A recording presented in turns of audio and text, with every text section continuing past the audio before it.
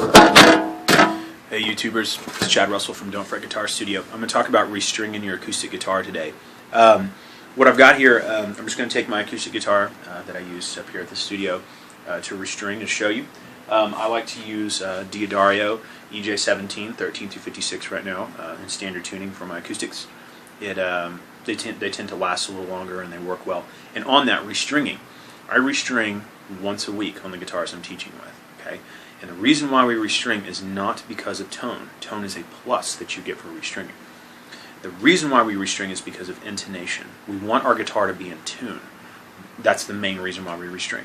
Okay? Of course, the plus is, again, is that you get good tone and then you don't break strings in performance situations. What happens is when a string is stretched to tension, it starts to develop metal fatigue or cracks in the metal across all of it. And then the harmonic overtone series of the string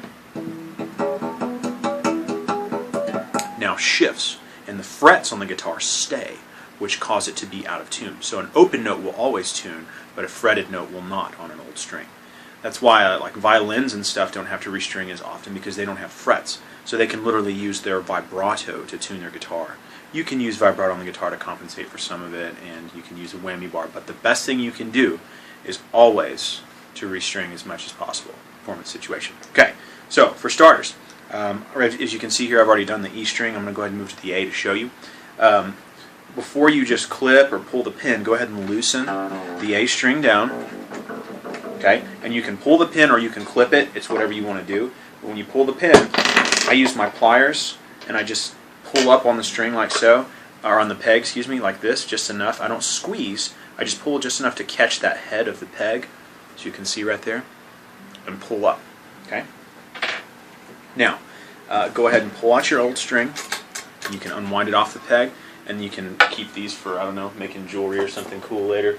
Make some sort of cool sculpture. I don't know. Some people like to keep them. I just throw them away.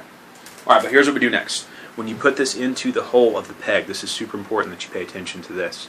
You do not want this to get caught on the bottom, because it's going to shoot the peg out, and it'll cause this to slip up and then cause the knot at the end of the string to move and not be where you want it to. And it won't stay in tune because it'll actually be moving. Okay, so you want the string to come up into the shape of the wedge. This is shaped like a wedge in between the wood. You want it to be right up here, and you want to see the edge of that winding sticking up out of the hole just a little bit.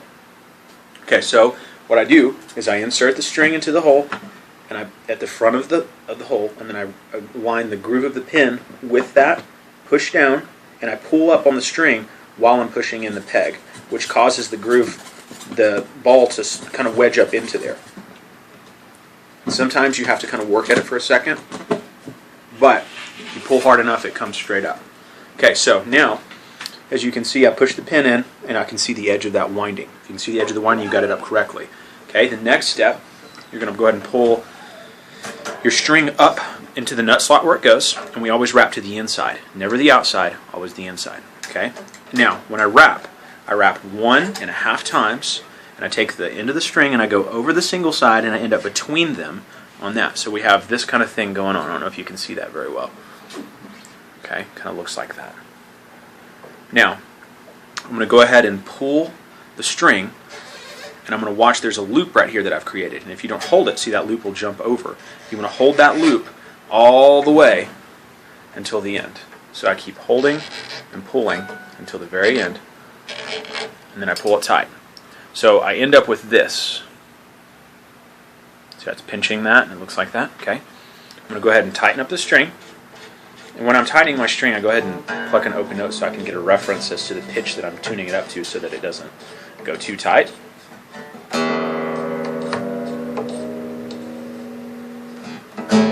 Okay, now I've got it referenced close to A. I don't care if it's in tune or not yet. The next step you want to do is you actually want to pull on this, and you want to, if you listen, I'll pluck the open string. I'm going to pull, and I'm going to yank on this side to side. It's actually going to drop the pitch down. Take a listen. Hear it dropping in pitch.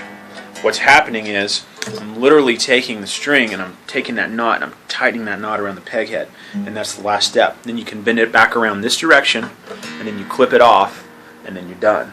Okay, so that's how you restring an acoustic, by using just the standard pin systems. I know that Breedlove, it kind of goes through the bridge and back over, which is kind of cool. This is just a standard dreadnought, and this is a very common practice to learn. So hopefully that'll help you restring. Remember, restring as often as possible for tone.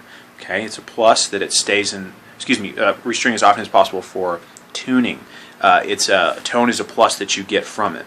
It is nice to have good sounding strings, of course, but the reason again is for tuning. All right, so stay tuned for more videos on how to restring other guitars, electrics, and Floyd Roses and whatnot. Thanks.